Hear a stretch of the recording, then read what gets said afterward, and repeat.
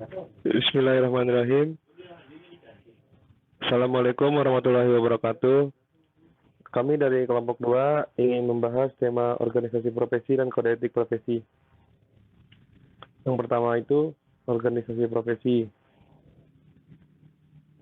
Pengertian organisasi profesi ialah organisasi yang anggotanya para praktisi yang menetapkan diri mereka sebagai profesi dan bergabung bersama untuk melaksanakan fungsi-fungsi sosial yang tidak dapat mereka laksanakan dalam kapasitas mereka sebagai individu. Ciri-ciri organisasi profesi. Untuk satu profesi, hanya terdapat satu organisasi profesi yang para anggotanya berasal dari satu profesi dalam arti telah menyelesaikan pendidikannya. Yang kedua, misi utamanya adalah untuk merumuskan kode etik dan kompetensi profesi serta memperjuangkan otonomi profesi. Yang ketiga, kegiatan pokoknya adalah menetapkan serta merumuskan standar pelayanan profesi, standar pendidikan, dan pelatihan profesi, serta menetapkan kebijakan profesi. Selanjutnya ada kebutuhan dasar yang harus dipenuhi oleh sebuah profesi. Yang pertama ada kredibilitas. Maksud dari kredibilitas adalah bahwa masyarakat membutuhkan kredibilitas informasi dan sistem informasi yang dimiliki sebuah profesi. Yang kedua ada profesionalisme.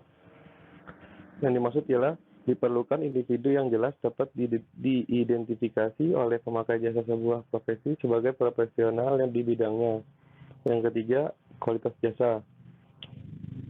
Adanya keyakinan bahwa semua pelayanan yang diberikan pelaku sebuah profesi memenuhi standar kinerja yang tinggi. Dan yang terakhir, ada kepercayaan. Pemakai jasa sebuah profesi harus merasa yakin kerangka standar etika profesi yang melandasi pemberian jasa tersebut, sehingga menimbulkan kepercayaan yang tinggi pada profesi yang bersangkutan. Selanjutnya, fungsi organisasi profesi. Yang pertama, mengatur keanggotaan organisasi. Yang kedua, membantu anggota untuk dapat terus memperbarui pengetahuan sesuai perkembangan teknologi.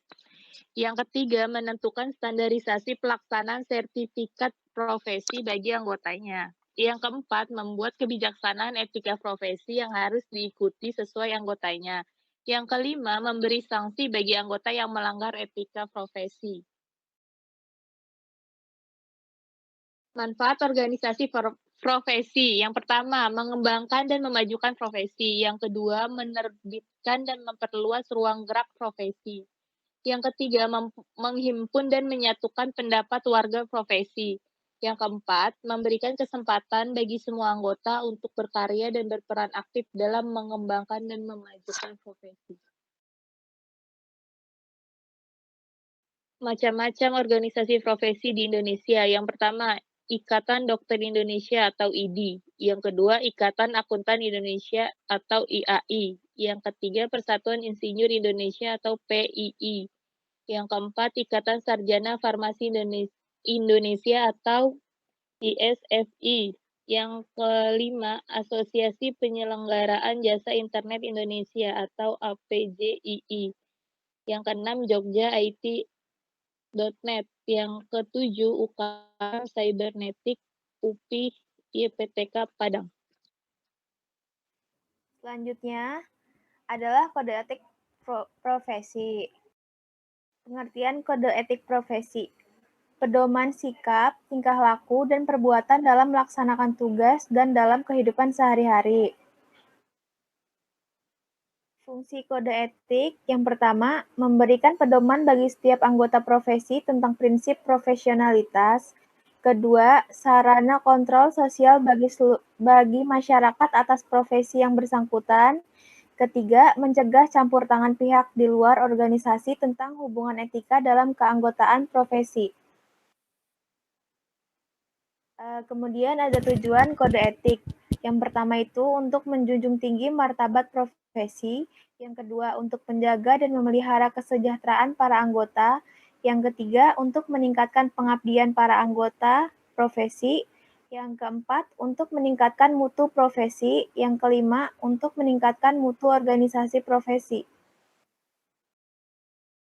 Kemudian di sini ada dampak yang timbul jika tidak diciptakan kode etik profesional. Yang pertama itu, akan terjadinya penyalahgunaan profesi. Yang kedua, kemungkinan mengabaikan tanggung jawab dari profesinya. Yang ketiga, memungkinkan setiap individu untuk mendahulukan kepentingan pribadi. Selanjutnya adalah penyebab pelanggaran kode etik. Yang pertama, pengaruh sifat kekeluargaan. Yang kedua, pengaruh jabatan. Yang ketiga, pengaruh masih lemahnya penegakan hukum di Indonesia.